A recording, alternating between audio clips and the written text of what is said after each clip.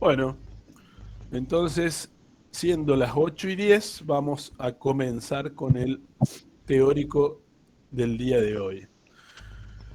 Según el cronograma, nos toca hoy el teórico acerca de la pregunta histérica, la unidad 6 de la materia. Para eso tienen ustedes ahí consignados eh, un texto de Freud, que es una conferencia acerca de la femineidad. Ujú. La conferencia 33, admitir. Eh, y una serie de apartados, de capítulos, de, de partes de capítulos del seminario 3 de Jacques Lacan, que es el seminario titulado Las psicosis.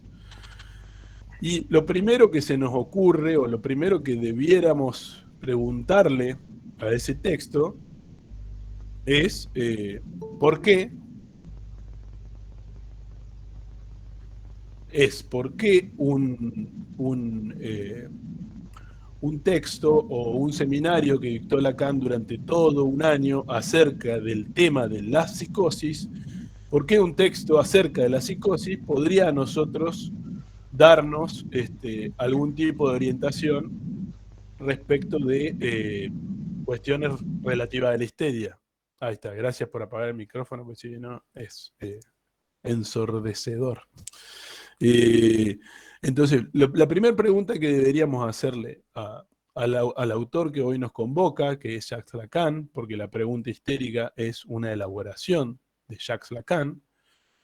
Freud no había formulado las cuestiones relativas a la neurosis en términos de pregunta, ¿no? Porque así como tenemos la pregunta histérica, en Lacan también tenemos la pregunta obsesiva, por llamarlo de alguna manera, ¿no? La pregunta que el inconsciente del obsesivo o que el inconsciente del histérico se hace y a partir de esa pregunta se orientan toda la serie de manifestaciones sintomáticas y o deformaciones del inconsciente relativas a su neurosis, ¿no?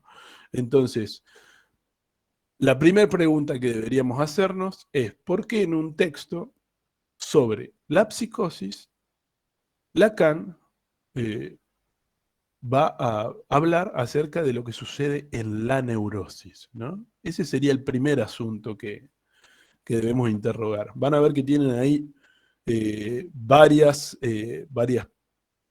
partes de capítulos, del capítulo 7, del capítulo 12 y del capítulo 13 del seminario 3.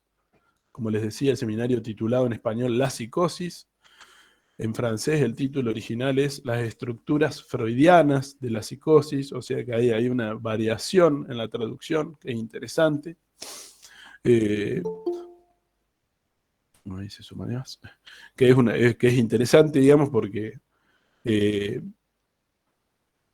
es un texto esencialmente de relectura de las elaboraciones freudianas. Y como para empezar a responder esta pregunta inicial que le podemos hacer al texto, que es la pregunta justamente, ¿por qué hablar de neurosis histérica en un seminario dedicado a la psicosis? Aquí lo tengo al seminario. Y este seminario, Lacan empieza hablando de la psicosis, empieza hablando de Schreber, promedia más o menos la mitad del seminario, es decir, que ya lleva unas 20 clases, o un poquito menos, unas 10 clases aproximadamente, 12 clases, que viene hablando del caso Schreber, de la psicosis, del hecho psiquiátrico, de cómo concebir a la psicosis en la perspectiva freudiana, de cómo concebir a la psicosis dentro de lo que él considera que es su propia perspectiva, la perspectiva de Jacques Lacan. Y en ese contexto, a partir de la mitad del seminario, empieza Lacan a hablar de histeria. Es decir, llega allí, de alguna manera, motivado por la pregunta acerca de el objeto en la psicosis. Es decir, ¿cuál era el objeto del presidente Schreber? El objeto de satisfacción libidinal, digamos, ¿no? El objeto privilegiado de satisfacción libidinal. Y para responder a esa pregunta, acerca del objeto, digamos, de Schreber, dice o plantea Lacan, no hay mejor forma que remitirse a la neurosis, que es, digamos, de alguna manera, el paradigma de cierta normalidad o de cierta estructuración de la normalidad neurótica, digamos, ¿no? De cierta estructuración de la relación del sujeto del inconsciente, de la función sujeto del inconsciente, alojada o funcionando en cada individuo, en cada ser humano, eh, respecto de cómo se enlaza esa función sujeto del inconsciente con el objeto de la satisfacción, con el objeto de la pulsión sexual. Entonces allí, por esa vía, digamos, nos indica Lacan que podemos también abordar la problemática inherente al caso de los neuróticos, digamos, ¿no? ¿Cuál es en sí mismo el objeto privilegiado de satisfacción pulsional para un neurótico histérico? Sería la pregunta, ¿no? ¿Han visto algo, entiendo, del caso Dora? ¿No? En el teórico pasado seguramente algo les han comentado y entiendo que en el práctico de hoy lo van a ver un poco más en profundidad. ¿Por qué me remito al caso Dora? Porque Lacan justamente para abordar, digamos, los desencuentros del sujeto histérico con sus respectivos objetos, para abordar esa problemática, se remite directamente al caso Dora, ¿no? Un caso paradigmático de neurosis histérica, de una histeria de conversión. Lo vamos a repasar sucintamente. Ahí Martina pregunta si puedo repetir la pregunta. ¿Cuál pregunta, Martina? ¿La que le hacemos al texto?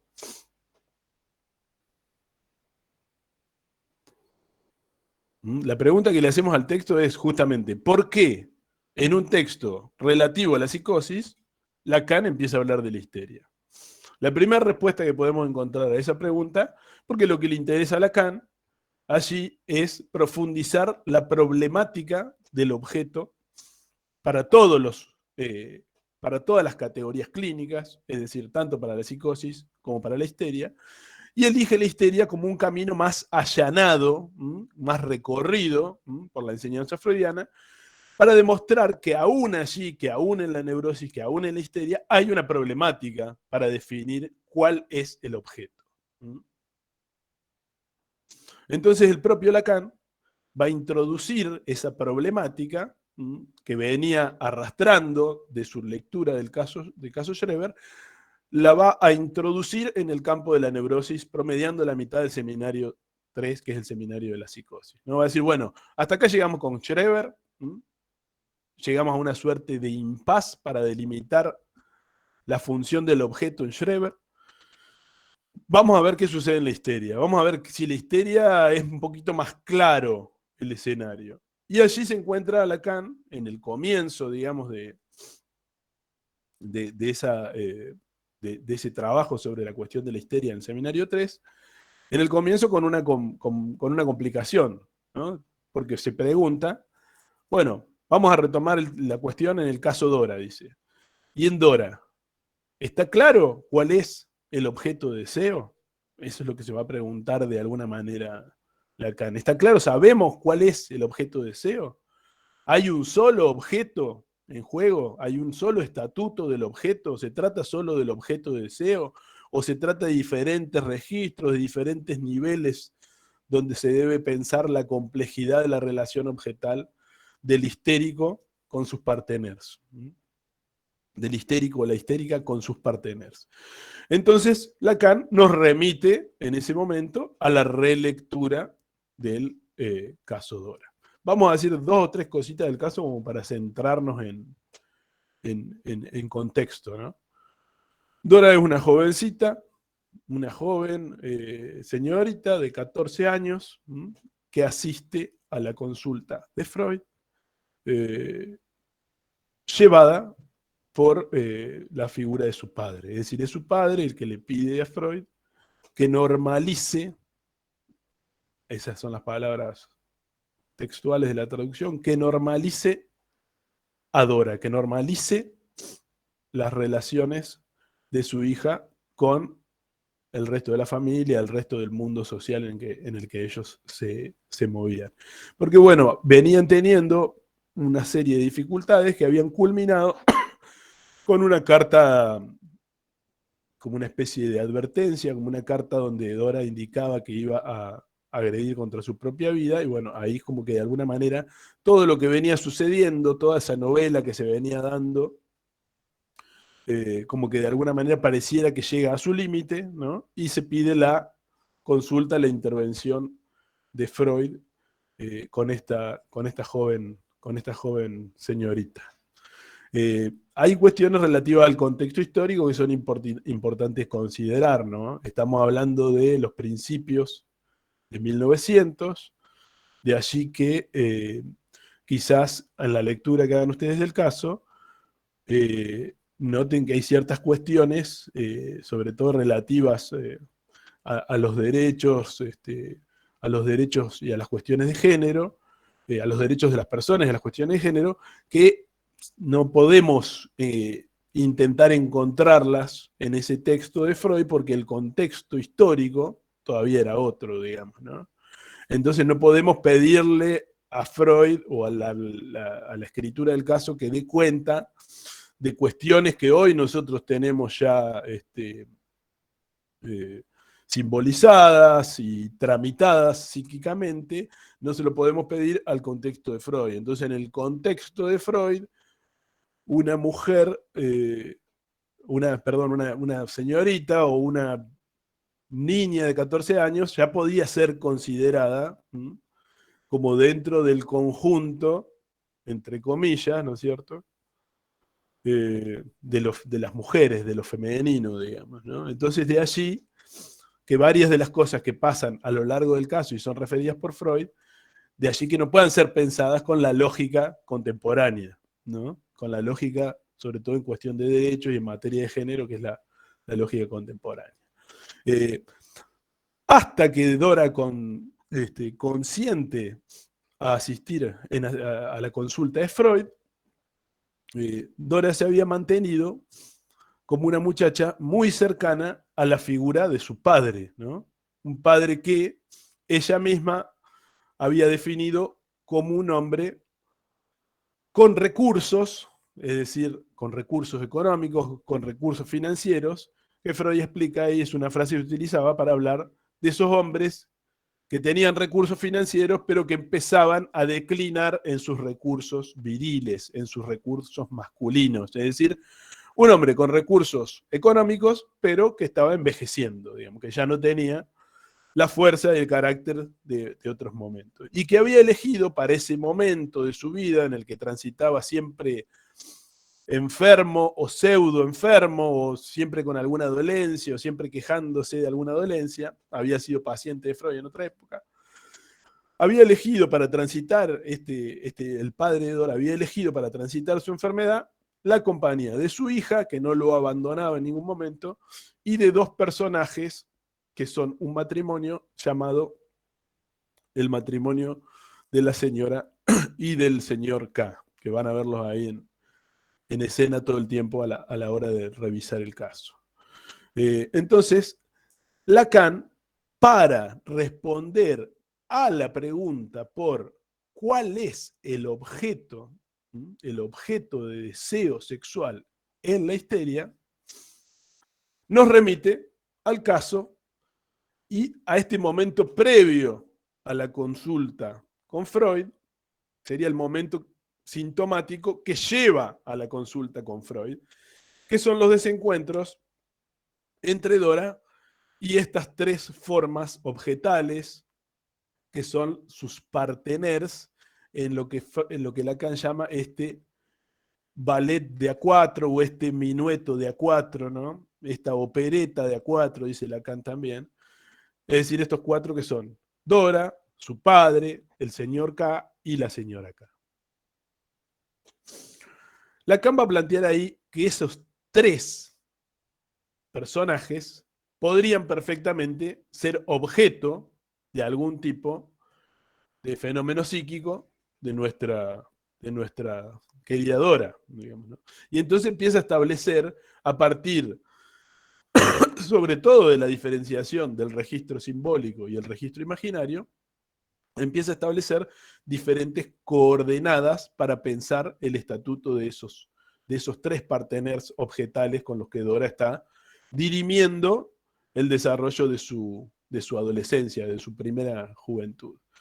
Y allí va a establecer Lacan, primero, una cuestión esencial, que es decir, bueno, Freud se pregunta qué desea Dora, qué busca, digamos, ¿no? Digo, más allá de lo que pasa, de estos encuentros y desencuentros con el señor, la señora K y el padre, bueno, pero qué desea inconscientemente hablando su paciente. Y Lacan relee esa pregunta, cuestiona esa pregunta, para decir, no se trata tanto de qué desea Dora, ¿m? Si desea el señor K, si desea a la señora K, si desea al padre, sino, dice Lacan, que para ordenarnos en esa búsqueda de la respuesta a esa pregunta, que desea Dora, mejor sería plantear quién desea en Dora. Sería cambiar la pregunta por el objeto por el otro, digamos de alguna manera, por el gran otro. ¿Quién es el gran otro que está deseando en el deseo de Dora? Es decir, de dónde Dora ha tomado su deseo, ya sea por identificación o por la estructuración misma del deseo histérico, tal como lo presenta Lacan, del deseo neurótico en sí mismo, tal como lo presenta Lacan, que es la de ser un deseo de deseo. Es decir, un deseo que se construye a partir de la identificación con el deseo del otro. Es decir, que el sujeto histérico, en la formulación de su pregunta acerca del deseo, se encuentra determinado de antemano por el deseo del gran otro. Entonces, la pregunta sería, siguiendo por esa vía, ¿quién hace las veces del gran otro de Dora? ¿Quién ocupa o quién encarna en la realidad efectiva, en la realidad de la dinámica que el caso presenta? ¿Quién ocupa ese lugar de gran otro? Y allí Lacan empieza como a separar, ¿no es cierto?, la paja del trigo, ¿no? Dice entonces, bueno, el gran otro por excelencia es en sí mismo el objeto al que todo histérico declara o dirige, declara de manera inconsciente o dirige, digamos, todo su amor, ¿no? El gran otro suele ser, aquel que encarna el gran otro, suele ser el objeto de amor del histérico y suele ser la figura del padre, es lo que dice Lacan, que en el caso queda perfectamente retratado. Es decir, Dora orienta su deseo a través del deseo de su padre, no solo porque el deseo se enlace siempre al deseo del otro, sino porque Dora en sí mismo, a quien ama o con quien está establecido la relación de objeto de amor, es con la figura de su padre. En este sentido, Lacan es muy freudiano. ¿Recuerdan ustedes en la segunda hipótesis psicopatológica de Freud? Cuando Freud habla acerca de la retroversión, de la introversión, de la vuelta de la libido de los objetos del mundo exterior, frustraños o que han producido frustración de la satisfacción libidinal, hacia los objetos de la fantasía, Freud dice, en la histeria, el sujeto histérico ha quedado fijado en su desarrollo libidinal a los objetos privilegiados por la estructura del complejo de Edipo. Es decir, el histérico ha quedado fijado a los objetos parentales y es allí donde vuelve cuando se produce la frustración de su satisfacción sexual o de su satisfacción de la libido sexual. Es allí a donde retrocede la libido. En el caso de Dora retrocede a ese punto, ¿no es cierto? Al punto, al objeto del complejo de Edipo, el padre, y a las fantasías sexuales fijadas por la pulsión oral, ¿no? Recuerda Freud que le habían comentado al armar el historial, la anamnesis de todo lo que era el caso Dora, el caso de Dora, que Dora de pequeña tenía el hábito, un hábito excesivamente recurrente, excesivamente frecuente, casi una especie de exclusividad en de la satisfacción, tenía el hábito de chupar su dedo gordo, por decirlo de alguna manera, y el pulgar, y tocar, acariciar, mientras succionaba su dedo, acariciar el lóbulo de la oreja de su hermano mayor, digamos, ¿no? Entonces, de allí que se pueda ver, en el caso de Dora, que el retroceso de la libido es a los objetos del complejo de Edipo, el padre, el objeto privilegiado del caso, el objeto de amor privilegiado del caso va a ser el padre, y a las modalidades de satisfacción ordenadas por la pulsión oral. De allí que gran parte de los síntomas de Dora provengan de todo lo que es el tracto, digamos, nasofaringeo, digamos, ¿no? Todo lo que es el pecho, la voz. Algunos de sus síntomas fundamentales es la afonía. Profe, Sí. ¿puede volver a decir cuál sería el retroceso? Sería el complejo de Edipo con el padre y después a las fijaciones Al orales. complejo de Edipo, ¿no? A los objetos, dice así Freud, la libido vuelve a los objetos resignados del complejo de Edipo, a un objeto que tuvo prioridad o privilegio en su tratamiento como objeto amoroso, resignado por el desarrollo de la libido, del autoerotismo, narcisismo, complejo de Edipo, y luego elección de objeto, de un objeto no incestuoso, digamos, en el mundo exterior.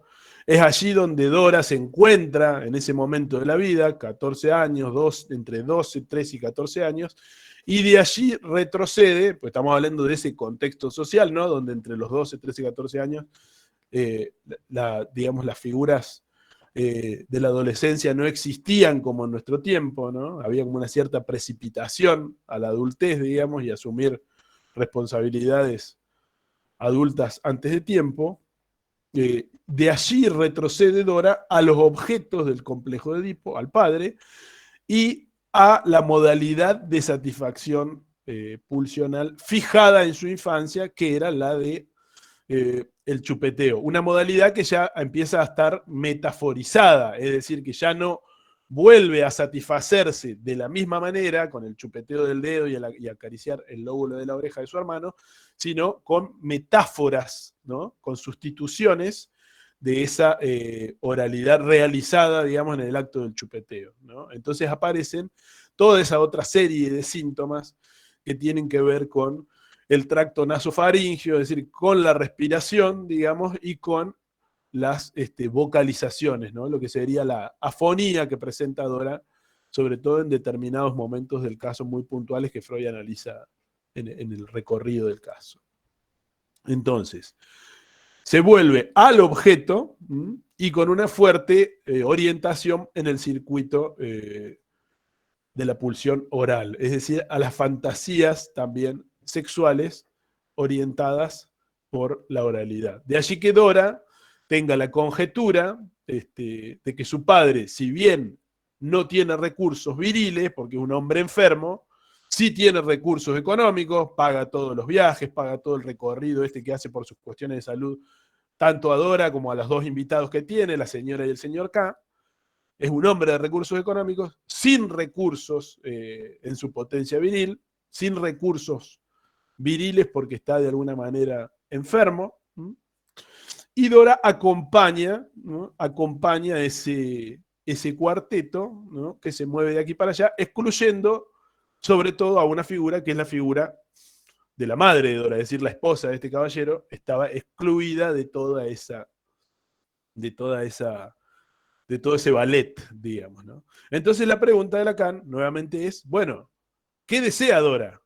¿No? Ya dijimos, ¿a quién ama Dora? Ama al objeto primordial, el gran otro, aquel que de alguna manera sanciona simbólicamente cada una de las manifestaciones psíquicas que presenta nuestro sujeto, ¿no? Ama al padre, ¿no? El objeto de amor privilegiado es su padre. De allí que tenga con él, dice Lacan en el Seminario 3, una relación profundamente motivada, dice, por identificación, celos y rivalidad.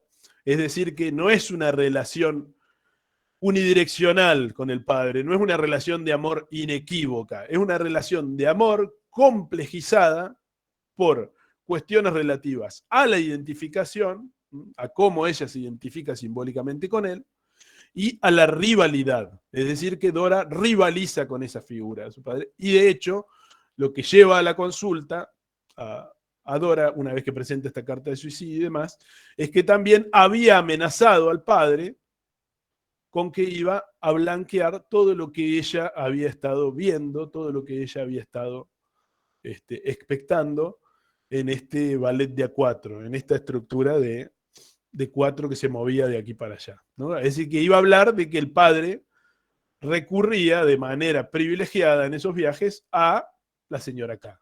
Es decir, que el padre hacía una especie de, dice Dora, una especie de intercambio con el marido de esta señora, con el señor K. El padre de Dora se quedaba con la señora K, cortejaba a la señora K, tenían actividades juntos. Mientras tanto, Dora quedaba expuesta a los galanteos, a los cortejos de este caballero, de este señor K. De allí que entonces Lacan pueda empezar a pensar diferentes estatutos del objeto, ¿no? Entonces ya tenemos el objeto de amor privilegiado, donde hay una relación profundamente motivada, dice Lacan, por identificación y por rivalidades, ¿no? Es el objeto padre, el objeto de amor. Ahora, entonces, este señor frente al cual ella queda expuesta una y otra vez, en diferentes situaciones que luego son rememoradas a lo largo del caso como la escena de la tienda, una de las escenas fundamentales, donde Dora es como de alguna manera acosada por este individuo, y la escena del lago, que es otra escena fundamental porque destartala, porque desestabiliza este ballet de A4 que se había armado entre Dora, el padre, la señora K y el señor K. Entonces, de esas dos escenas surgen, de la primera, de la escena de la tienda, que no la vamos a repetir aquí porque es bastante extensa, surge uno de los síntomas fundamentales que presenta Dora, que es la presión en el pecho. Y de la otra escena, la escena del lago, no surge un síntoma puntual de la histeria, pero sí una especie de síndrome persecutorio, dice Lacan, que podría ser confuso porque podría confundir histeria con paranoia, pero dice Lacan que es solo un momento puntual, por eso se llama síndrome persecutorio, donde Dora denuncia que está siendo objeto de un intercambio, que está siendo entregada como objeto de un intercambio entre su padre y este otro caballero, el señor K. Lo cual, en parte, estaba sucediendo, digamos, ¿no? Pero bueno, la pregunta inicial de Freud ante esa situación es, bueno, frente a eso que puede estar sucediendo, ¿qué posición ha venido teniendo usted? ¿Qué ha venido haciendo usted frente a eso? ¿No? Un pequeño síndrome persecutorio, así lo llama Lacan. Y ahí es donde empieza a moverse el caso. A partir de esa pregunta de Freud empieza a moverse el caso. Todo lo relativo a ese movimiento del caso a partir de esa pregunta de Freud lo vamos a ver en el teórico que viene cuando veamos Intervención sobre la transferencia, que es un texto donde Lacan trabaja estos movimientos que hay dentro del caso. Para lo que nos interesa hoy, vamos a seguir diferenciando el estatuto del objeto en la histeria. Entonces dijimos un primer objeto que es el objeto de amor, y un segundo objeto, que es el señor K, sus galanteos, sus cortejos, hoy diríamos en términos contemporáneos, sus acosos, y lo que eso producía para Dora. Lacan va a identificar en este segundo objeto, que es el señor K, un objeto, va a decir Lacan, de identificación imaginaria. A diferencia de lo que venía siendo el padre como gran otro, ¿no? Y sede de las identificaciones simbólicas de nuestro sujeto. Un objeto un objeto de identificación imaginario, a la cual va a llamar identificación viril imaginaria, porque entiende Lacan que este elemento, el señor K, a quien va a ubicar como cuarto elemento, ¿no es cierto? Yo acá lo estoy dejando, lo estoy adelantando un poquito, es el elemento de la alteridad, dice Lacan. Es un elemento que está dotado de alteridad, el señor K. Sofía Rossi está levantando la mano, escuchamos a Sofía y después continúo.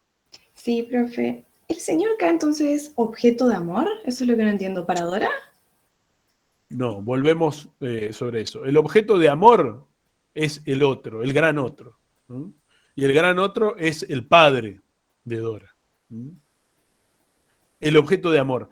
Ahora, Dora permite, de alguna manera, que gran parte de estas situaciones se sucedan, dice Lacan, por estar identificada virilmente, es decir, identificada a nivel imaginario, con la virilidad que supone en el señor K. ¿Por qué supone esa virilidad en el señor K? Porque, bueno, ¿qué es lo que tiene el padre de Dora? Es parte de la estructura misma de cómo se presenta el deseo en esa estructura de 4 personajes. ¿Qué es lo que tiene el padre de Dora? Recursos financieros, pero no recursos viriles. Claro. ¿Qué es lo que Ubican los dos algo, digamos. en los dos ubica 2 elementos distintos? ¿Qué es lo que tienen los K, digamos, que no tiene el padre? Dinero, no tienen el dinero del padre, ¿no? Pero tienen una pareja que pareciera que funciona, más o menos funciona, porque van de acá para allá con estos otros dos, ¿no es cierto? Pero ella supone, Dora supone, que la señora K encuentra el dinero en el padre y la virilidad en su partener de vida, en su compañero, digamos, ¿no? Es una suposición. Bien, gracias. Así como también supone Dora que puesto que el padre es un hombre de recursos financieros, pero no viriles, gran parte de las satisfacciones sexuales de la pareja hipotética que podrían llegar a formar su padre con la señora K, gran parte de las satisfacciones sexuales, Dora supone que se producen a partir de la práctica del sexo oral, no del sexo, digamos, con acceso genital, digamos, ¿no? Dora supone que el padre, supone por esta fijeza, digamos, que tiene también del componente oral, supone que la satisfacción oral que el padre puede darle a esta señora no va más allá, es decir, que no llega a haber otro tipo de satisfacción genital y que la relación está toda ordenada, sexualmente hablando, a partir de la práctica del sexo oral del padre hacia la señora acá, del cunilingus, que es el término técnico, digamos, en sexología para nombrar el sexo oral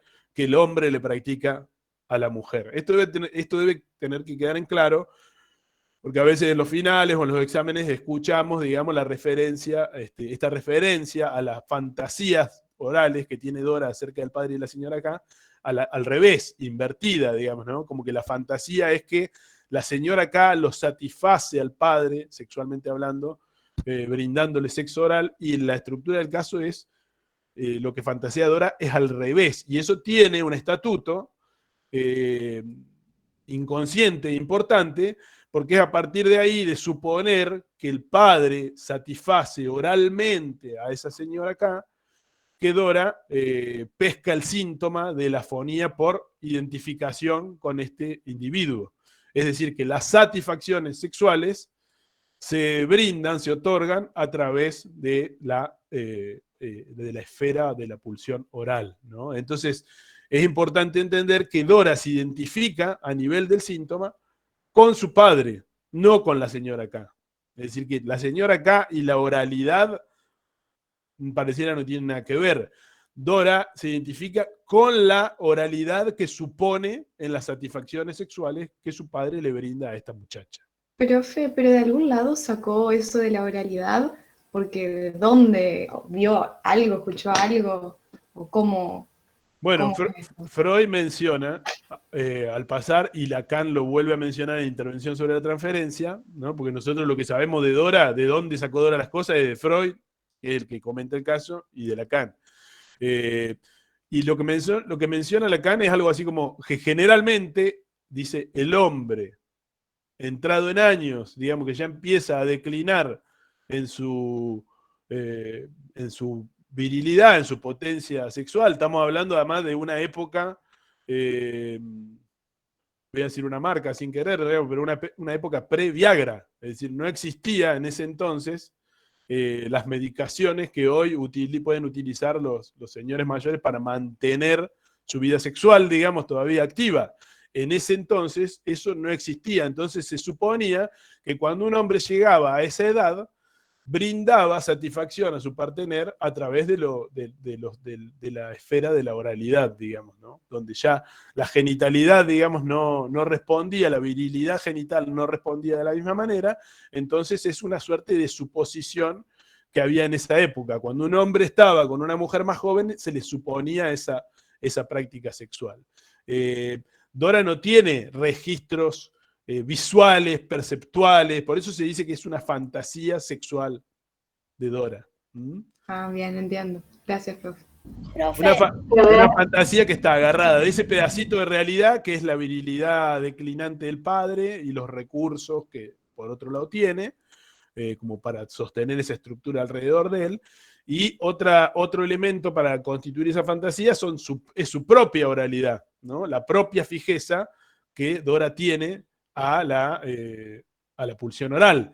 De allí que piense o de allí que pueda conjeturar a nivel de su fantasía que oralmente se pueda satisfacer la, la sexualidad de unos y de otros. ¿Mm? Profe, Sí. una pregunta. Usted había dicho que había dos síntomas, lo del síndrome persecutorio y el dolor en el pecho. ¿Esos son síntomas que ella tiene? Bien, no. El síndrome persecutorio no sería un síntoma. Nosotros tenemos, si queremos pasar en limpio los síntomas, que en realidad no sería el objeto de la clase de hoy, pero los podemos pasar en limpio. Cuando ustedes lean el caso, van a ver que al principio Freud dice, Dora llega con estos síntomas y enumera 7 síntomas. Los síntomas son la disnea, que es una dificultad para la respiración, el tedio vital, dice faltas de ganas de vivir, son síntomas más bien neurasténicos o más bien asténicos, de una falta de energía para vivir, digamos, ¿no? Tedio vital, dolor de cabeza, son los síntomas preanalíticos, son la sintomatología con la que Dora llega. El tedio vital, ¿no? La falta de ganas de vivir, el dolor de cabeza, una fatiga general, digamos, una suerte de astenia así general, y la disnea, la dificultad para respirar. A esos síntomas de cuño general, de cuño muy general, con Freud los podríamos identificar como lo que serían los síntomas típicos de la histeria. A nosotros nos interesan, dice Freud siempre, los síntomas individuales, los que son de cuño individual, lo que tienen que ver con la vivencia o la experiencia individual del paciente.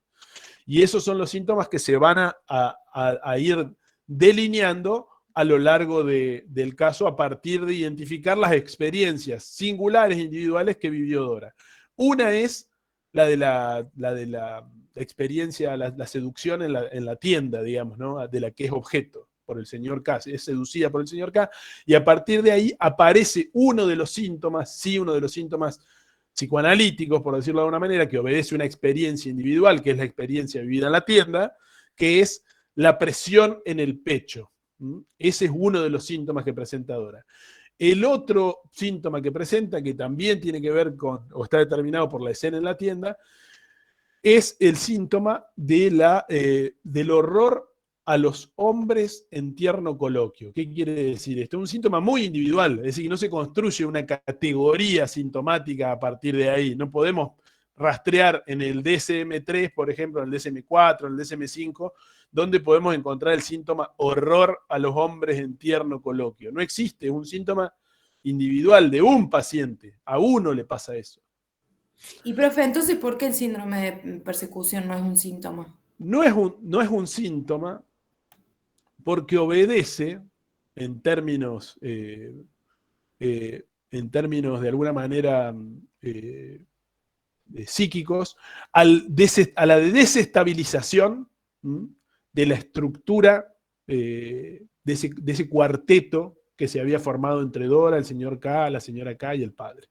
¿Cuándo se produce esa desestabilización? Bueno, es al final de lo que la manda a Dora a la consulta con Freud. Es en la llamada escena del lago.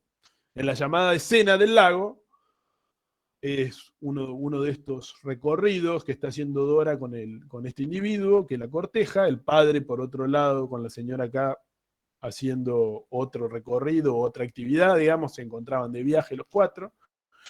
En ese entonces, el señor K se le acerca de vuelta en la escena del lago y quizás para intentar producir algún tipo de acercamiento un poco más, más sexual, le dice que tiene la fatídica frase, así lo llama Lacan, la fatídica frase, en la que dice, mi mujer, la señora K, no significa nada para mí. Frente a lo cual, Dora produce una suerte, dice Lacan, de pasaje al acto, por la cual le da un cachetazo al señor K, y a partir de ahí, dice Lacan, se desestabiliza este cuarteto donde Dora tenía separado el objeto de amor, que era el padre, el objeto de identificación viril, que era este señor K, del cual suponía que sabía algo de las mujeres, sabía algo de la señora K, de la feminidad de la señora K, y por ende podía instruirla en ella en algo de esa feminidad. La señora K, que como Lacan desarrolla a lo largo del seminario 3, se constituye como el objeto de deseo de Dora, el objeto hacia donde Dora dirige su pregunta por su propio deseo. Por cómo orientar su deseo, bueno, esa pregunta la dirige hacia el objeto de deseo de su padre, que era la señora K, y por ende también, por añadidura, digamos, por identificación, objeto de deseo de Dora. Entonces, a partir de allí tenemos identificado objeto de amor, el padre, objeto de identificación viril, el señor K, y objeto de deseo, no de identificación, puede ser objeto de identificación a nivel del deseo inconsciente, pero no de este otro tipo de identificación imaginaria, que es la señora K. Entonces, objeto de amor, el padre, objeto de identificación viril imaginaria, el señor K, y objeto de deseo, la señora K. Ahora bien, esa estructura, una vez que este cuarto elemento, ¿no? ¿Por qué lo ubica Lacan como cuarto elemento al señor K? Porque la estructura de 3 del complejo de Edipo pareciera reelaborada o reestructurada a partir de la relación de Dora, la señora K y su padre, ¿no? Esa estructura, ese triángulo, Dora, la señora K y su padre, ese triángulo no es más que la reelaboración del triángulo edípico, ¿no? Estamos en la etapa de la adolescencia con Dora, ¿no? Ustedes han visto Psicología Evolutiva de la Adolescencia.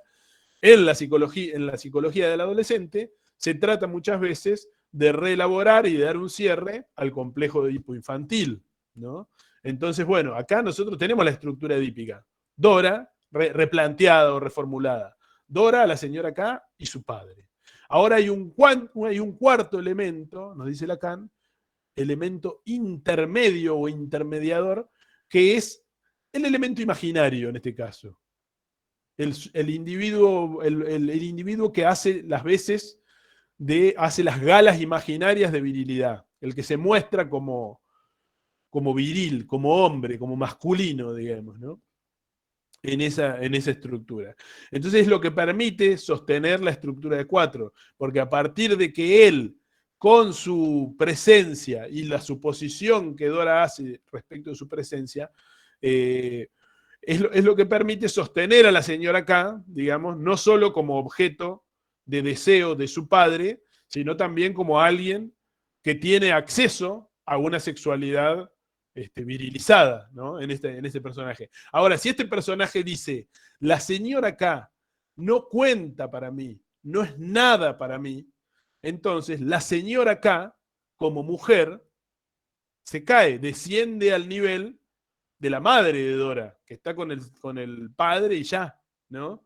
Está con el padre y se las arregla como puede, ¿no?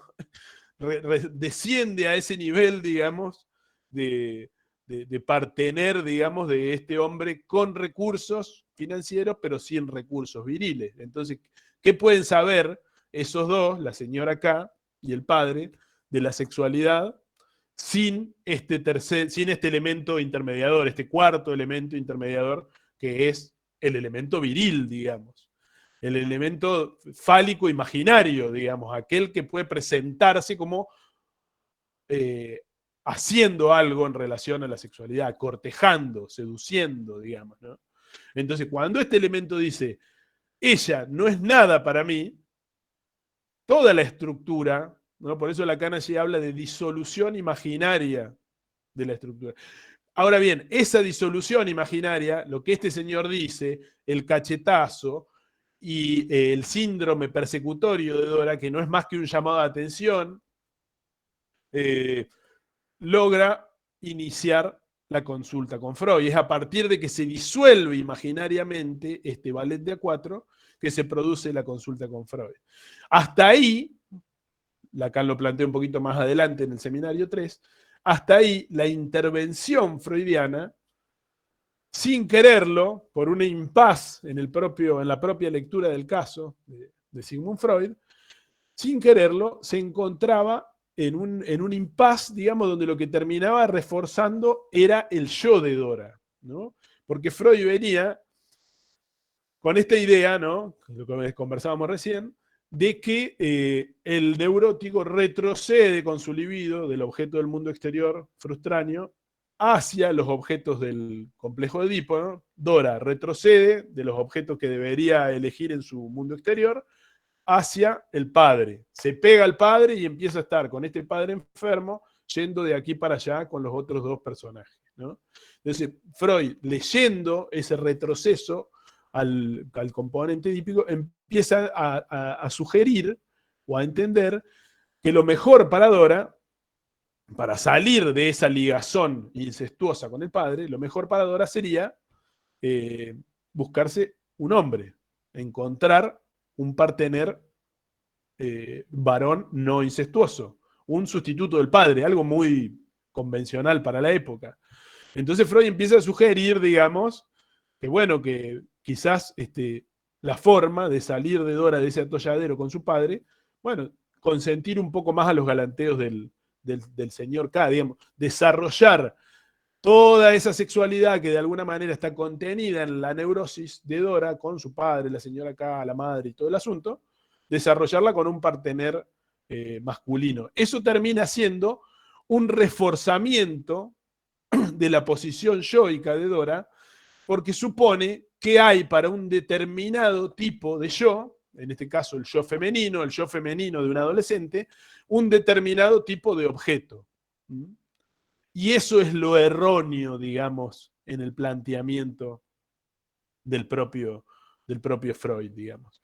Justamente eso es lo que no le permite ver que el objeto no era otro varón sustituto del padre, sino que el objeto que causaba el deseo era un objeto homosexual. No porque Dora fuera a ser en algún momento de su vida una joven homosexual, que es otro caso de Freud que Lacan pone en dicotomía, en contraste con el caso de Dora. No por ello, sino porque el deseo histérico tiene, el deseo histérico en la mujer, dice Lacan, tiene esa orientación homosexual porque el deseo histérico se pregunta por la posición femenina. Se pregunta por la pregunta que dice Lacan fundamental, la pregunta inconsciente fundamental de todo histérico es ¿qué es ser una mujer? Eso en la mujer, dice Lacan, tiene esa orientación homosexual, porque se trata de una mujer que se pregunta qué es ser una mujer. Y dirige obviamente su pregunta, puede ser dirigida, como en el caso Dora, hacia otra mujer, hacia la señora K, con, en el comienzo, un intermediador que es el caballero viril, digamos.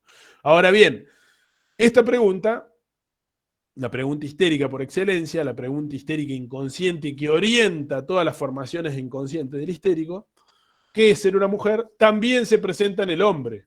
Es decir, que el hombre histérico también se pregunta, es el planteo de Lacan, ¿qué es ser una mujer? El hombre también se pregunta qué es ser una mujer, porque de lo que se trata Profe, es de interrogar las modalidades de goce distintas al goce fálico, es decir, distintas al goce padre, al goce masculino. Sí, Sofía. profe, antes de que siga avanzando, porque estoy un poquito perdida con lo de la oralidad e identificación. Ajá. Porque yo había entendido que Dora se identifica con la oralidad de su padre y así surge el síntoma histérico. Pero no, Ujú. ¿es así? Pero no entiendo Sí, cómo. pero esa es una identificación. Esa es una identificación Porque usted habló, simbólica. ¿Se entiende? claro, porque usted habló que con el señor K es que se identifica, entonces Una no entiendo qué identificación identificación. imaginaria. Tienen que Ajá. siempre distinguir, cuando hablen de identificación, los dos registros de la identificación. La identificación que lleva al síntoma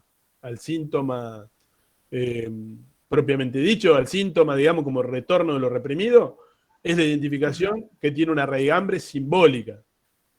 Bien. En Dora, identificaciones, digamos, síntomas, digamos, tenemos el asco, la tos y la afonía, la presión en el pecho y el horror a los hombres en tierno coloquio, que es el síntoma de cuño más individual, ¿no? Esos son los síntomas determinados simbólicamente. Dora no tiene ningún síntoma, no toma ningún síntoma del señor K. No se Claro. identifica con ningún síntoma del señor K. E incluso tampoco se identifica con síntomas de la señora K. Dirige su deseo hacia la señora K. Dirige su deseo y sus interrogaciones acerca de la sexualidad femenina hacia la señora K. Se deja conquistar, se deja seducir, en parte se deja, en parte no le queda otra, porque ella misma dice, soy objeto de un intercambio. Es decir, no le queda otra, si quiere estar pegada al padre, tiene que estar con el señor K y con la señora K también ahí dando vuelta. Ese es objeto de una identificación, dice Lacan, viril imaginaria. ¿Qué quiere decir con ello? Que Dora se ubica en el lugar del señor K cuando el señor K no está frente a la señora K. Es decir, ocupa el lugar del señor K cuando éste viaja, cuando no está, y queda a solas con la señora K. Ahí se presenta, por lo general, el síntoma de la afonía. Es decir, que ella, teniendo la posibilidad, digamos, de enfrentarse, digamos, sexualmente a ese objeto de deseo que es la señora K, retrocede ante eso porque Dora no es una joven homosexual, digamos, lo que está orientando es su deseo, no su pulsión genital, retrocede ante eso y se queda afónica. Se identifica oralmente con las dificultades del padre, digamos, con la oralidad, digamos, que supone en las satisfacciones del padre y con las dificultades, con esto de esto sin recursos del padre. Ella queda sin recursos ante esa mujer. Se queda afónica. Al principio Freud, reforzando el yo, orienta la cosa al revés. Dice, Dora se queda afónica porque su objeto de amor, el señor K, está lejos. Entonces, cuando alguien tiene lejanía respecto de su objeto de amor, cuando su objeto de amor está lejos, no tiene nada que decir. Es como si el inconsciente dijera, ¿para qué vamos a hablar si el que nos importa no está aquí? Lacan lo relea eso y lo invierte. Dice, la afonía tiene que ver con la proximidad del objeto de deseo, que es la señora K, y no con la lejanía del objeto, que no es ni de deseo, ni de amor, sino de identificación viril, que es justamente el lugar que ella está ocupando. Cuando este no está, ella ocupa su lugar. Claro, su deseo de amor es la señora K porque ella cree que el señor K tiene su deseo de amor con ella. No es deseo de amor. Deseo Deseo sexual. Deseo sexual, porque Deseo sexual. supone que el señor K la desea sexualmente. Entonces, por eso Supone. claro, por eso es un deseo de deseo. Presume Bien. que presume que ahí se satisface la señora K sexualmente. Digamos que ahí satisface la señora K la sexualidad que con la falta de recursos viriles del padre no alcanza a satisfacer del todo.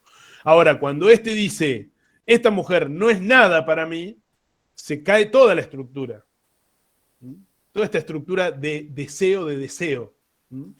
Toda esta estructura donde nadie puede decir claramente qué desea si no es por referencia al deseo del otro. ¿Se entiende eso? Profesor, Sí. entonces, la señora K se convierte en el objeto de deseo de Dora por identificación con el padre, por identificación con el deseo del padre. En un primer momento sí. En un primer momento entonces sí. no. Ujú. Profe, sobre eso también, ¿el señor K entonces también sería objeto a causa del deseo para Dora?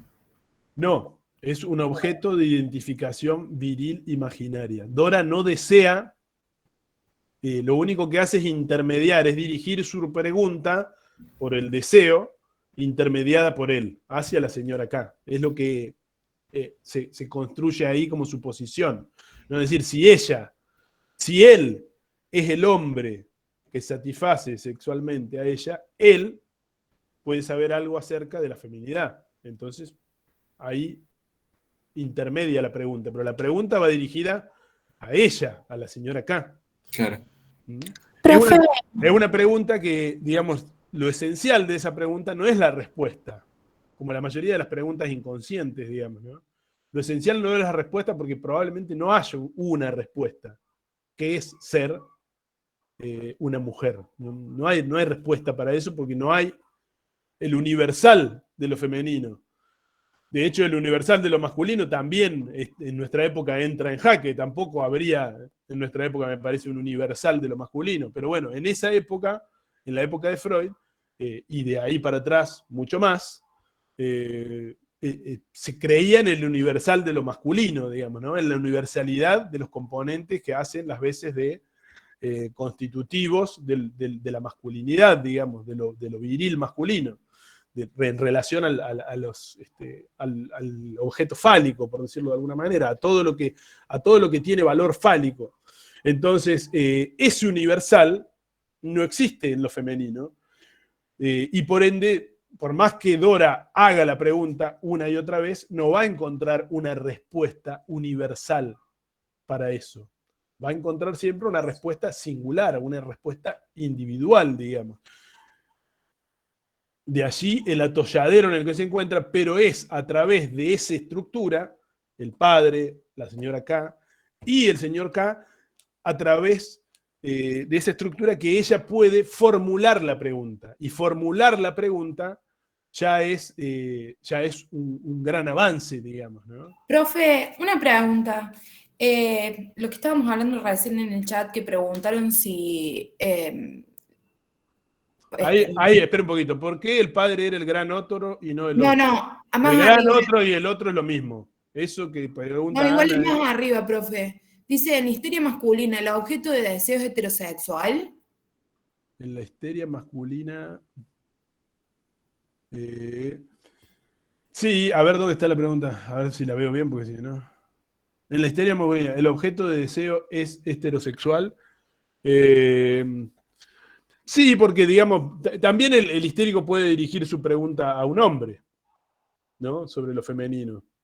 Pero la pregunta en el histérico, la pregunta sigue siendo la misma que en la histérica.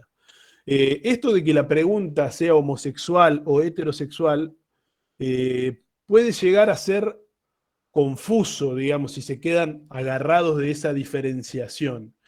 ¿Por qué yo aclaro que el deseo histérico es homosexual? Porque la pregunta, ¿no? En la histeria femenina, la pregunta va dirigida a otra mujer. Ese es el componente homosexual, pero no hay elección de objeto homosexual, no necesariamente. Digamos, un indicador para guiarse por digamos, la elección sexual. La elección sexual no es un indicador válido para guiarse en el diagnóstico. Sí, la orientación de la pregunta por el deseo sería en términos de la neurosis de la que se trate. Si se trata de una neurosis histérica, la pregunta por el deseo en el histérico femenino es homosexual porque va dirigida a otra mujer. En el histérico masculino, la pregunta podría ser heterosexual, como preguntan ahí, si va dirigida a una mujer. Si la pregunta va dirigida a un objeto femenino, la pregunta ¿qué es ser una mujer? Va dirigida a un objeto femenino. Entonces podemos decir que sí, que el deseo está estructurado de manera heterosexual, digamos, pero no, eso no hace, no hace las veces de elemento indicador diagnóstico pleno. Yo lo tengo que aclarar acá, que el deseo homosexual, que el deseo tiene una estructura homosexual en Dora, pero porque así lo plantea Lacan y por eso lo debo aclarar, pero no es un elemento para orientar el diagnóstico. ¿Se entiende eso? Profe, Profe, por eso, agrego un poco del caso de Hasler, por eso Lacan dice que lo que estuvo mal en Hasler es que él, o sea, lo primero que dijo fue como que el hombre era homosexual y eso fue el centro de su análisis y no fue más allá de eso, ese es el problema ahí. Claro, exactamente, eso es lo que plantea Lacan en el caso de la histeria masculina con ese síndrome de Couveil, digamos, o de incubación, ¿no? Esta fantasía, este fantasma de embarazo que presenta ese paciente que trae Lacan allí para plantear cómo funciona la histeria masculina, cómo funciona la histeria en el varón. Profe, yo le quería hacer una pregunta del texto. Cuando dice es la prevalencia de la gestalt fálica la que en la realización del complejo de Edipo fuerza a la mujer a tomar el rodeo de la identificación del padre y a seguir por ende durante un tiempo los mismos caminos que el varón. ¿Qué quiere decir con qué es la prevalencia de la gestalt fálica? Bien. Lacan viene, en este seminario introduce ya cuestiones relativas al significante fálico. ¿Qué sucede? De Lacan para atrás, incluyendo los romanos, los griegos y demás, siempre existió un solo símbolo a nivel del lenguaje para nombrar la potencia, la virilidad, la capacidad de crear vida.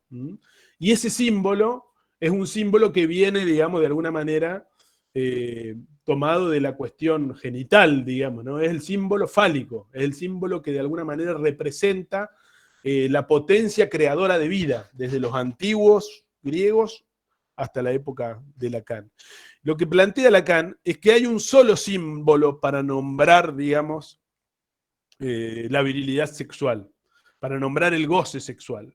Y ese símbolo es el símbolo fálico. Y es un símbolo que está pregnado o de alguna manera tiene como premisa universal el genital masculino, el pene, digamos, ¿no? Entonces, de allí que no, digamos que Lacan plantea lo mismo que planteaba Freud cuando hablaba del complejo de Edipo femenino. Que el complejo de Edipo, por regirse por la preeminencia de la gestalt fálica, que sería esto que veían ustedes en el triángulo edípico, que teníamos madre, padre, en el triángulo que hacíamos cuando veíamos la metáfora paterna. Padre, madre, niño, ese sería el triángulo, y el cuarto elemento que agrega Lacan es el falo, en el comienzo imaginario y luego simbólico. El falo, digamos, que responde al genital como símbolo, responde directamente a la genitalidad masculina, es el único símbolo para nombrar la producción sexual, la potencia sexual, digamos. De allí que el rodeo de la mujer en el complejo de Edipo sea más dificultoso que en el hombre. ¿Por qué? Porque ambos, digamos, ingresan con el mismo objeto de amor en el complejo de Edipo, desde la perspectiva freudiana, que es el objeto madre, el objeto que satisface las necesidades de nutrición y de cuidados en el comienzo de la vida, digamos. La mujer ingresa con ese objeto de amor y debe cambiarlo, debe pasar, digamos, o hacer el pasaje al objeto fálico, al objeto fálico por excelencia, que es el paternal, digamos. El hombre puede mantener el objeto de amor y lo que hace es una identificación con ese objeto viril masculino para la salida del Edipo. En tanto que para la jovencita se trata de amar a la madre, luego pasar a elegir ese objeto, ese objeto de amor en el padre, y luego a su vez necesita hacer la identificación, el ideal del yo, digamos, con el que va a salir de ese complejo de Edipo, para lo cual carece de un símbolo ideal o de un símbolo único que nombre la virilidad femenina. Por ende, tiene que hacer el rodeo por el padre. De allí que dice, esa es la explicación a la frase de Lacan. Tiene que hacer ese rodeo por el padre, tiene que identificarse con el padre para saber o para tener una idea de cómo se es mujer virilmente hablando, ¿no? Entonces, muchas veces esa identificación lleva al atolladero en donde estaba Dora. Tiene que ver qué desea el padre, qué desea como mujer el padre. A ver, ¿qué desea como mujer? ¿Qué objeto mujer desea el padre? Para identificarse con ese deseo. En Dora se ve claro, la madre era algo así como un cero a la izquierda, no contaba, digamos, en la dinámica. Freud dice, tenía una suerte de, entre comillas, psicosis de ama de casa. Psicosis no era, digamos, porque no estaba psicótica la señora, sino que estaba como alienada de toda esta estructura de deseo y de lo único que se ocupaba era del cuidado de la casa. Entonces, ¿ser mujer es eso? Evidentemente para Dora eso no alcanzaba. Hoy entendemos todos, digamos, que ser mujer no es eso. Pero en la época de Dora, evidentemente parecía que eso funcionaba. Un hombre con recursos, como el padre de Dora, recursos financieros, parecía que tenía ese tipo de mujer, ¿no? Orientada, digamos, con la que era su partener de vida, y su deseo lo orientaba hacia esa otra señora. Es en ese atolladero donde se encuentra Dora, que tiene que identificarse con él para saber cómo ser mujer. ¿Se entiende? Hoy en términos de lo que son las discusiones de género, nos queda clarísimo que ese es un camino equivocado, digamos, o un callejón sin salida. Gracias, profe. Profe, Sí. usted al principio dijo que el síntoma de... que le agarra la síntoma de afonía porque veía al padre con la señora K. Y después dice que es al revés, que está Dora con la señora K, que le agarra el síntoma de afonía. No, yo lo que aclaré al principio es que Dora toma el síntoma de la afonía por identificación con su papá. Ese síntoma de la afonía viene de la fantasía a la que está pegada Dora de cómo se satisface sexualmente ese hombre y cómo ese hombre satisface sexualmente a esa señora. Que la fantasía de Dora es a través de la práctica del cunilingus. De ahí lo toma el síntoma, de identificarse a eso, pero después el síntoma aparece, se manifiesta, cuando ella queda a solas con la señora K. ¿Se entiende? Sí, gracias. Se toma el síntoma por identificación psíquica con él, con el padre, pero después el síntoma se manifiesta cuando ella queda enfrentada a solas con la señora K. El señor K se va de viaje, ella con la señora K en secreto tenía conversaciones que tenían que ver con la lectura de libros como el libro de Mantegazza acerca de la sexualidad femenina y demás. Entonces, se ve confrontada con esa persona a la cual dirige su pregunta, que es ser una mujer. Inconscientemente dirige su pregunta, que es ser una mujer. Entonces se ve en la intimidad, a solas con esa mujer, y aparece el síntoma, la afonía. Freud, reforzando el yo de Dora, dice, usted está fónica porque su objeto de amor está lejos, el señor K. O su objeto de deseo está lejos, el señor K. Con quien tiene que consumar su sexualidad está lejos. Entonces usted pierde la voz. Lacan da vuelta a eso y dice, es un impas de Freud. Freud estaba reforzando el yo de Dora. De lo que se trata, más bien, es de la emergencia sintomática, de la emergencia del síntoma, porque hay un goce ahí en ese encuentro de Dora con la señora K, que se vive como algo amenazante, como algo que no se puede soportar, como algo que no se puede poner en acto, digamos, ¿no? Porque de hecho Dora no es, sexogenitalmente hablando, una joven homosexual. Su elección de objeto está regida por su amor al padre, digamos, ¿no? Entonces, ha elegido dirigir la pregunta ahí a la señora K por identificarse con el deseo del padre. Dora está en el atolladero que mencionaba la compañera Noelia cuando leía la frase de Lacan sobre la preeminencia de la gestalt fálica.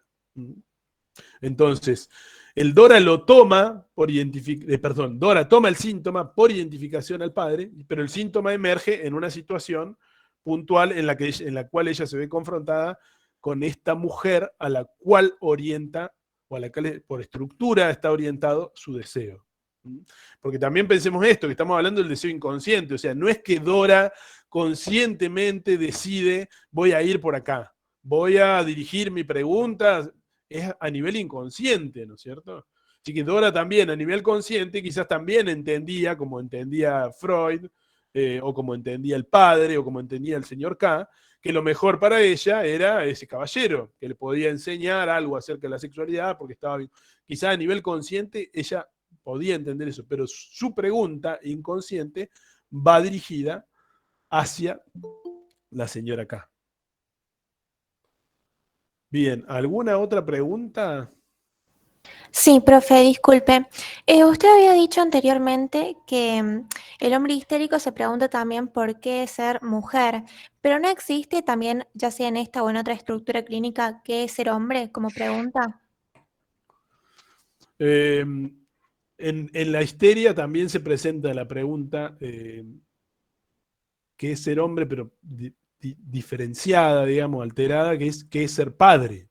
Es decir, la pregunta sería cómo ser padre sin estar atado, porque el histérico no puede estar del todo atado o de manera absoluta atado a la lógica del falo, digamos, ¿no? El histérico está atrapado en la lógica del falo, pero se pregunta por los modos de goce que escapan al modo fálico. O sea, la pregunta no es por la mujer en tanto entidad física, sino la pregunta es la pregunta ¿qué es ser una mujer? No es más que una síntesis, no es más que una fórmula, digamos, ¿no? Como si fuera un algoritmo.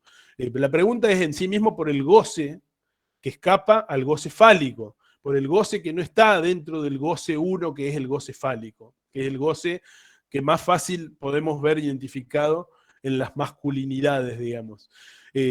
No hay interrogación por el goce fálico en sí mismo, sino por aquello que escapa, cómo gozar sin quedar completamente atrapado por la figura del padre. Cómo gozar sexualmente sin quedar atrapado por los 100 recursos del padre, digamos, por esa identificación a la falta de recursos del padre. Por eso, el histérico o la histérica se pregunta por lo mismo, se pregunta por las modalidades de goce que escapan a la lógica del padre, a la lógica fálica de todo padre, de toda metáfora paterna.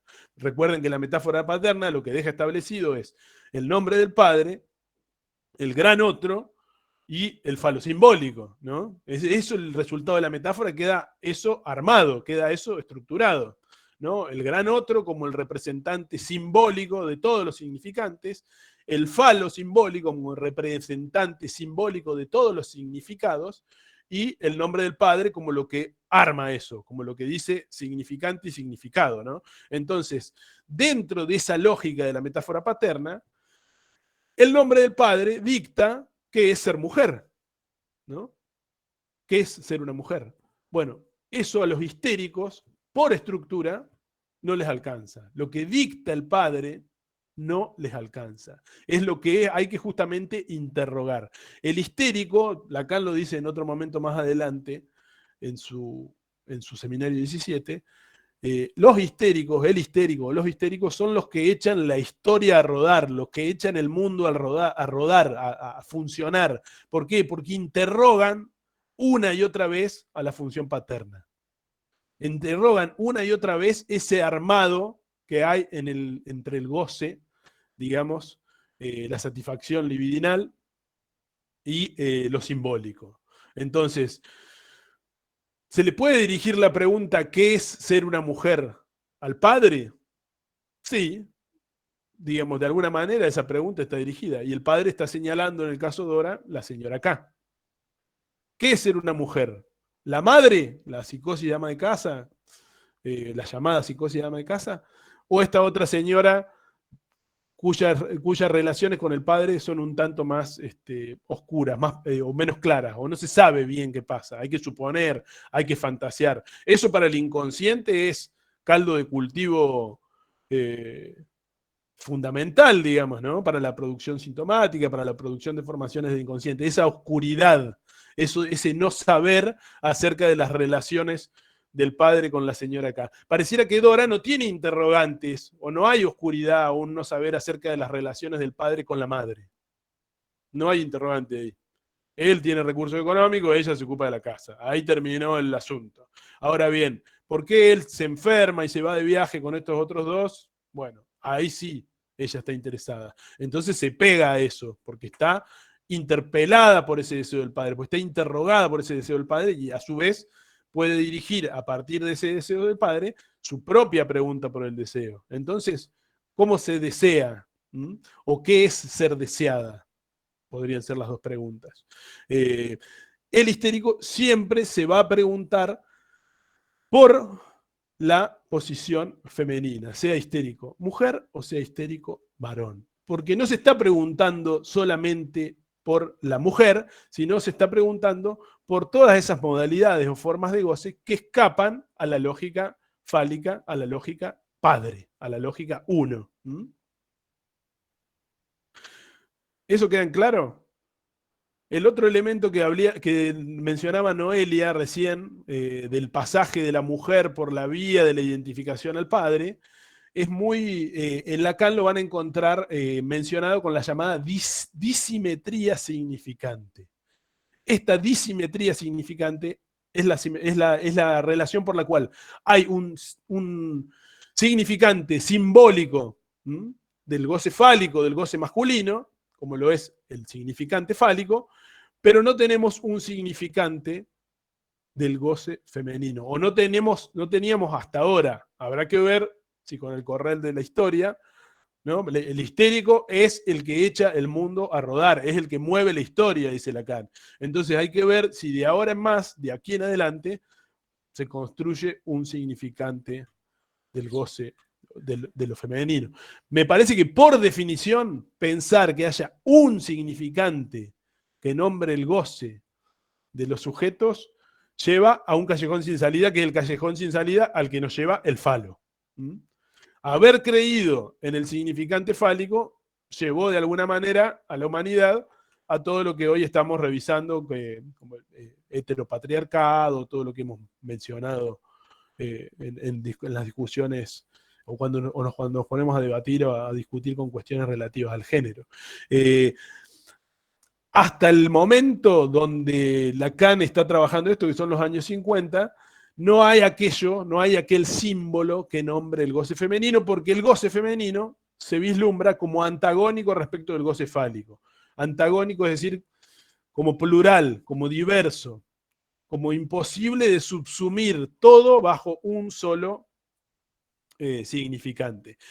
Bien estaba la pregunta de la compañera, no recuerdo ahora el nombre, de si lo masculino no tendría también el mismo estatuto. Y yo estaría de acuerdo con ella, digamos, lo masculino también, digamos, podría ser interrogado. Pero bueno, eso depende, digamos, de cuestiones o de variables históricas. Hasta donde nosotros nos adentramos con Freud y con Lacan, Freud encuentra que hay, a nivel de las inscripciones psíquicas, hay inscripción de lo masculino a través del significante fálico y de lo femenino a través del significante fálico castrado, pero eso no es lo mismo que tener un símbolo, ¿no es cierto? El no símbolo no es igual al símbolo, por decirlo de alguna manera. Es decir que falta ese símbolo. Esa disimetría significante es lo que para Lacan genera que haya muchas más, que es algo que dice en el seminario, en ese entonces, ¿no es cierto? Que haya muchas más histéricas mujeres, o genitalmente mujeres, que histéricos varones o genitalmente varones. Después, a lo largo de Lacan, la posición sexual inconsciente va a variar, porque ya no se va a tratar de lo genitalmente masculino o genitalmente femenino, sino que se trata de la posición sexuada inconsciente, que puede ser femenina aún en varones y masculina en mujeres, digamos. Cambia, no tiene que ver con la genitalidad o con el destino anatómico, digamos, sino con una determinada posición ante el goce fálico. Ahí va a decir Freud, aquellos que queden del todo, ahí va a decir Lacan, aquellos que queden del todo adheridos al goce fálico van a estar del lado masculino, y aquellos que pongan en cuestión el goce fálico, o no todo su goce sea fálico, o hagan excepción a ese goce fálico, van a estar más orientados del lado de lo femenino.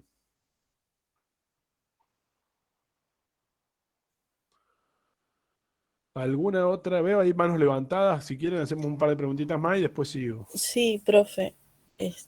Entonces, ¿quién sería entonces ahora el gran otro? ¿Sigue siendo el padre? El gran otro, por excelencia, en el caso Dora, es el padre. Porque de ahí ella dirige la pregunta y él señalaría a la señora K. Claro. Y la señora K... Como lugar a donde esa pregunta puede formularse. Digamos, todo a nivel inconsciente. Dora interpreta que su padre señala, ¿se entiende? Bien. Y entonces señora K es como un objeto de fantasía, digamos. La señora K es objeto de deseo. Objeto de... Ahí va, listo. Ya cacho. El histérico vive su sexualidad, sobre todo a nivel de las fantasías. O sea que decir que objeto de fantasía no es decir demasiado. El histérico vive su sexualidad no la puede desarrollar en el mundo, digamos, externo, en los objetos del mundo externo, por encontrarse de alguna manera cercenada esa sexualidad, en tanto y en cuanto no se sabe cómo asumir. Digamos, lo propio de lo histérico es no contar con los elementos, o no contar, digamos, con las capacidades para asumir la posición sexuada. Si alguien asume esa posición sexuada sin conflicto, no está en la histeria. Claro. Si la asume con conflicto, está en la histeria. Y Dora estaba en ese tránsito de asumir o no su posición sexuada frente a ese señor, frente a ese individuo al que quedaba expuesta por andar pegada al padre en esos viajes. Bien. De allí que cuando veamos la intervención sobre la transferencia de Lacan, bueno, de allí que Lacan diga que Freud interroga esa complicidad que tenía Dora con estos tres. Como diciendo, bueno, sí, usted se queja de que es objeto de un intercambio, ¿no? Que su padre le está trocando con el señor K para poder quedar a solas con la señora K. Pero bueno, ¿qué tiene que ver usted con eso que dice que pasa? ¿Qué ha estado haciendo usted hasta ahora en relación a eso? Esa es la primera pregunta que hace Freud, ¿no? Usted se queja de la locura del mundo, pero bueno, ¿y usted qué tiene que ver con la locura del mundo? Es una relectura hegeliana que hace Lacan de Freud, porque Hegel, que es un autor que Lacan transitó mucho en toda su primera época, un autor de la fenomenología, el autor de la fenomenología del espíritu y de corrientes fenomenológicas de pensamiento en la filosofía, justamente hablaba, digamos, de la posición de la llamada alma bella, que es una figura retórica que él elige para mencionar a aquellas personas que denuncian un determinado orden o desorden en el mundo, pero no se ven como producidos o como determinados por ese mismo desorden. Es decir, la posición del que denuncia que una determinada cuestión anda mal debe incluir en su formulación al sujeto que lo denuncia, es decir, yo soy efecto de ese desorden, digamos, ¿no? Por eso lo estoy diciendo. Dora no se incluye en eso. Dora dice, soy objeto de un intercambio. Así llega a la consulta. ¿Qué quiere usted que haga yo con eso? Le dice a Freud. ¿Qué puedo hacer yo? No sé ni para qué me mandan acá, si en realidad yo no soy más que objeto de un intercambio entre estos dos varones. Entonces Freud dice, sí, está bien, es cierto, esto puede estar pasando, pero usted, hasta ahora, ¿qué ha estado haciendo en este asunto? ¿Qué lugar tiene en este asunto? Esa sola pregunta mueve, digamos, el dispositivo, mueve la posición de Dora en el dispositivo, y es lo que vamos a ver en el próximo teórico cuando veamos intervención sobre la transferencia. A ver, otra pregunta. Profe. Bueno, no sé quién está primero.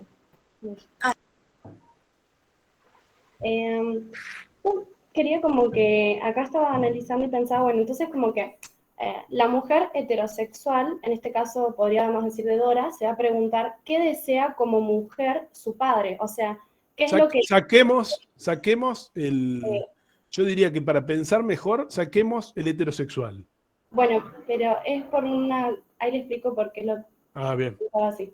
O sea, qué es lo que el hombre desea, en el caso heterosexual, perdón. Porque uno desearía ser objeto, uno desea ser objeto de deseo, o sea, uno desea ser deseado, ser ese objeto de deseo del otro. Ahora, capaz la pregunta ahí iría por cuál es ese otro como alteridad, o sea, ¿por quién quiero ser deseado? Y de ahí se va a identificar, decir, si ella quiere ser deseada por un hombre, se va a identificar con, bueno, ¿cómo me puedo pensar como mujer para ser ese objeto de deseo de un hombre? Y se va a basar en lo que visualiza del padre. O sea, qué es lo que el padre está deseando como mujer. En ese caso pensaba en el caso heterosexual, en la feminidad. Pero que sería interesante plantearse en el hombre, también estaría el caso homosexual, ¿sí? Pero en el hombre heterosexual, pienso que se debe preguntar qué es ser hombre como objeto de deseo para la mujer. O sea, el hombre heterosexual se preguntaría qué desea la mujer, o sea, cómo ser ese objeto de deseo de la mujer. En el caso que sea homosexual, se preguntaría cómo ser ese objeto de deseo de un hombre. Y lo mismo para la feminidad. O sea, si fuera homosexual, sería cómo ser objeto de deseo para una mujer. Y ahí se identificaría con un hombre. Porque capaz va a pensar, bueno, va a ser algo... Puede ser que eso está relacionado entonces con la conformación de la identidad. Perdón, no sé si le hice mucho lío, es una lógica que yo me la entiendo, pero Claro. no sé si... Sí, porque es una lógica que está preñada de la cuestión de la orientación sexual. Yo Claro, por eso le decía, yo creo que la orientación sexual no define la posición psíquica inconsciente. ¿Se entiende? Es decir, la orientación sexual habría que verla en cada caso puntual. Por eso es, digamos, Lacan nos ofrece como una matriz de pensamiento donde después hay que pensar cada caso singularmente, no generalmente, no universalmente. Entonces, si no nos vemos reducidos a pensar, bueno, si la mujer, que es un poco el desarrollo que estaba haciendo usted, Ana, si la mujer es homosexual, ¿no? Una serie de correlatos, si el hombre es heterosexual, entonces lo que quiere saber, el hombre, si en el caso que así fuese, no, digamos, no tiene la misma relación con la pregunta ¿qué es ser hombre? Que con la pregunta ¿qué es ser una mujer? ¿Por qué? Porque justamente a nivel inconsciente hay un significante que nombra el goce hombre, el goce macho, que es el significante fálico. Por eso no hay pregunta. Por eso no hay pregunta por la masculinidad. Porque el significante fálico nombra eso. En tanto que no hay un significante que nombre la feminidad. Entonces, el sujeto que se encuentra en conflicto psíquico con la asunción de su posición sexuada, que es el histérico, dirige la pregunta acerca, digamos, de ese goce que no tiene nombre. Se pregunta por ese goce que no tiene nombre, no por el otro que está, digamos, de alguna manera con el que se puede estar perfectamente en conflicto también, digamos, ¿no? Se orienta la pregunta por ese goce que no está del todo simbolizado, que es el goce femenino, que es el que abre las puertas a pensar que todo goce, que es esta pregunta, que es un poco lo que usted está planteando, Ana, me parece, que todo goce, aún el fálico, debiera pensarse singularmente y no universalmente. Aún quien está orientado en su deseo por el goce fálico, debiera interrogarse respecto de esos objetos hacia donde está orientado su deseo. Singularmente. Aunque generalmente se entienda que lo que nombra eso es el significante fálico, que hay un significante para nombrar eso. Profe, Sí. ¿Cómo le va? Buen día. Yo tengo dos preguntas. Una, todo esto tiene que ver, no sé dónde, si está bien lo que escuché, no sé dónde lo escuché, que la histeria es la posición más adecuada para el deseo. La que más se acerca al deseo, yo lo entendí en ese momento, o la explicación fue porque es la que más asume la falta. ¿Tiene que ver con todo esto de no buscar un goce fálico, sino buscar otro tipo de goce? Claro, exactamente. Pero digo, esto de que asume la falta es porque el histérico es el que hace un discurso de su falta.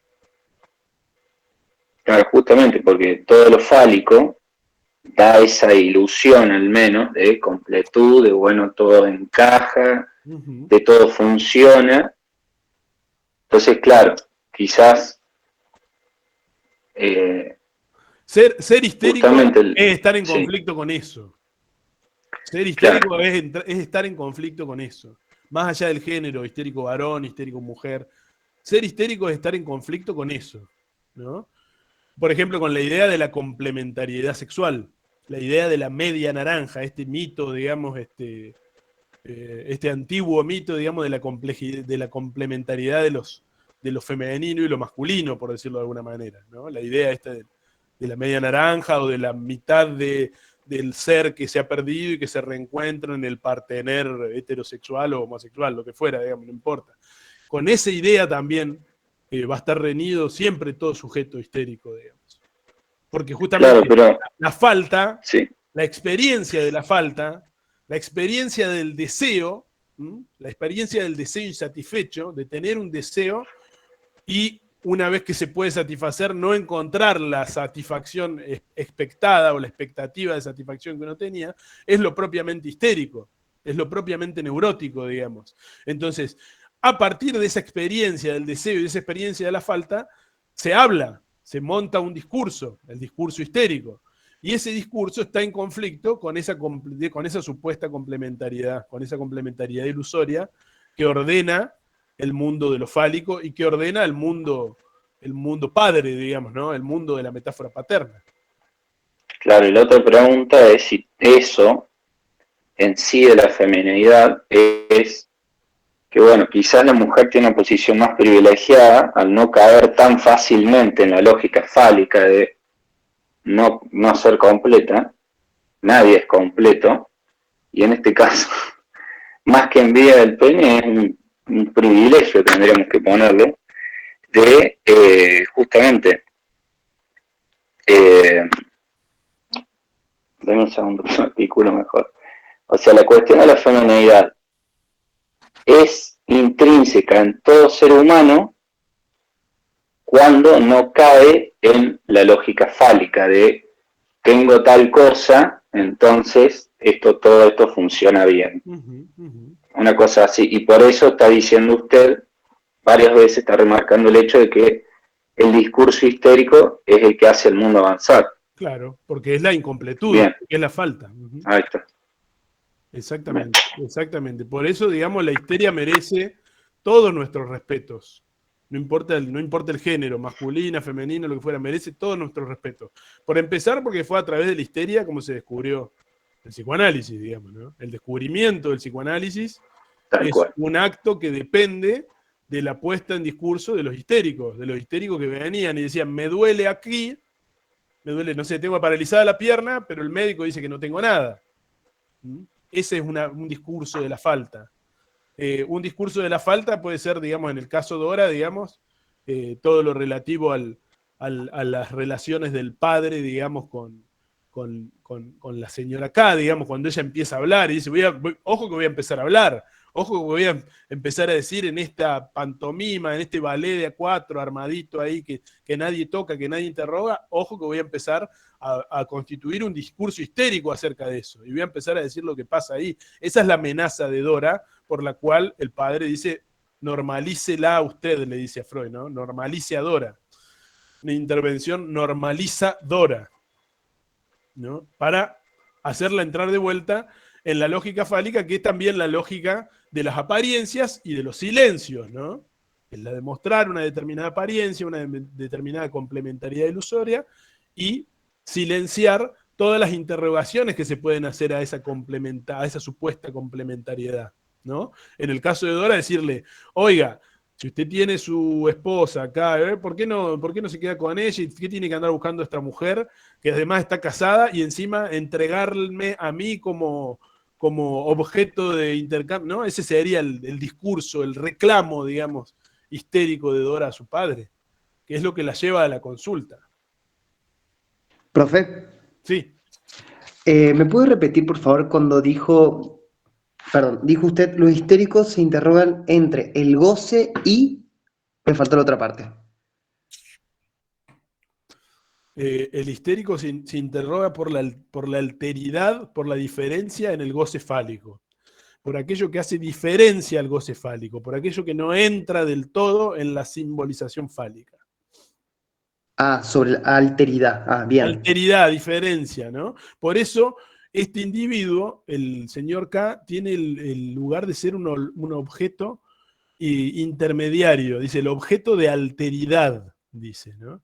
De alteridad, porque es el que introduce ahí, digamos, en esa estructura la diferencia. Y de hecho es el que cuando dice lo que piensa, esta mujer no significa nada para mí, se disuelve la estructura y Dora empieza a reclamar que el padre se ocupe de ella de otra manera, que deje de hacer lo que está haciendo y se ocupe de ella de otra manera, ¿no?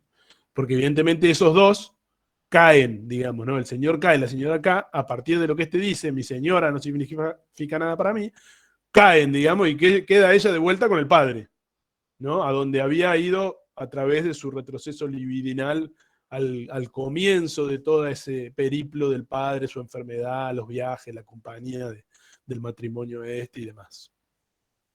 Profe, ahora cuando Lacan se pregunta por el qué desea Dora, ¿sería la señora K?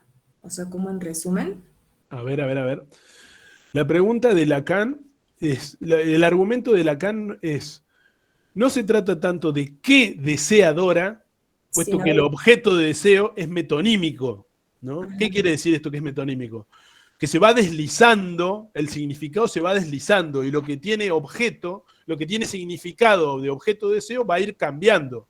En la medida que, puesto que el deseo es insatisfecho, en la medida que yo me acerco a ese objeto, se metonimiza, digamos, es decir, que aquello que hace las veces objeto de deseo cambia, se desplaza. Entonces, dice Lacan, no se trata tanto para entender la estructura, digamos, de lo que pasa en la histeria, no se trata tanto de establecer cuál es el objeto de deseo, sino de dónde extrajo Dora su deseo, quién desea en Dora. Y quién desea en Dora, desea el padre.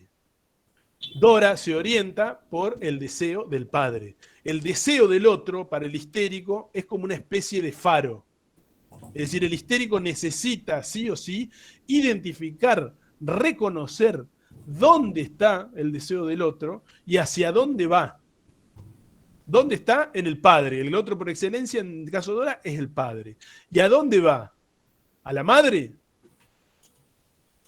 ¿Al señor K?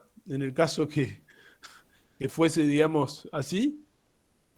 Va hacia esa mujer con la que el padre hace de todo para quedar a solas con ella. De todo, entre esas cosas que hace, la entrega a ella, la deja sola a ella, siendo una adolescente, con este otro tipo. Bien, gracias. Yo, profe, le quiero hacer otra pregunta. Con respecto al caso que analizó Hasler, sí. Esta persona que tiene este accidente y empieza digamos, a despertarse una serie de síntomas, quisiera saber por qué se despiertan esos síntomas. Lo entiendo como que él tiene un trauma que vio de pequeño y que se le despierta ahora en este momento, pero que además se hace la pregunta de qué es una mujer, qué es ser una mujer. O sea, ¿qué quiere decir con esto Freud, Lacan, con este texto? ¿Qué es lo que quiere mostrar? Lacan lo que quiere mostrar ahí es que toda neurosis tiene estructura de pregunta. Eso lo dice Lacan en el seminario 3. ¿Por qué la neurosis tendría estructura de pregunta? Desde lo más descriptivo, fenomenológico, el paciente que por excelencia, que por fundamento recurre a la pregunta, se interroga a sí mismo, es el paciente neurótico. Es el paciente neurótico el que puede decir, ¿por qué soñé eso? ¿Por qué dije eso cuando quería decir otra cosa? ¿Por qué, digamos, no puedo ver, siendo que no puedo ver o tengo esa incapacidad visual, siendo que orgánicamente mis ojos no tienen nada? El histérico, el paciente neurótico y el paciente histérico por excelencia son los pacientes que se preguntan. Ahora, ¿por qué el neurótico está de alguna manera a nivel de su estructuración inconsciente tan expuesto a la formulación de la pregunta? Bueno, y vayamos un poquito más atrás en la constitución de la pulsión, de la libido y de la pulsión. Por la introducción, en términos lacanianos, ¿no? Por la introducción del significante, ¿sí?, en lo que es la estructura vital de un infante, ¿no? La introducción radical del significante, toda la satisfacción de las necesidades se ve de alguna manera alterada, trastocada. Ya no se trata tan solo de la satisfacción de la necesidad, como veíamos antes con Lacan, sino que se trata de la formulación de una demanda y la satisfacción de una demanda. Es decir, que el significante produce una alteridad. A partir de ahí, la pulsión ya no es un organismo natural, como diría de las malas traducciones de Freud, un instinto. No tiene un objeto natural la pulsión, sino que el objeto de la pulsión está determinado por ese elemento de interrogación que es el significante. El significante ordena el aparato pulsional del neurótico, arbitrariamente, no de manera natural. Es decir, que el neurótico, respecto de la elección objetal que tiene a nivel de su pulsión, no puede, digamos, hacer más que interrogarse. ¿Por qué elijo eso? ¿O por qué mi pulsión va a parar a ese destino?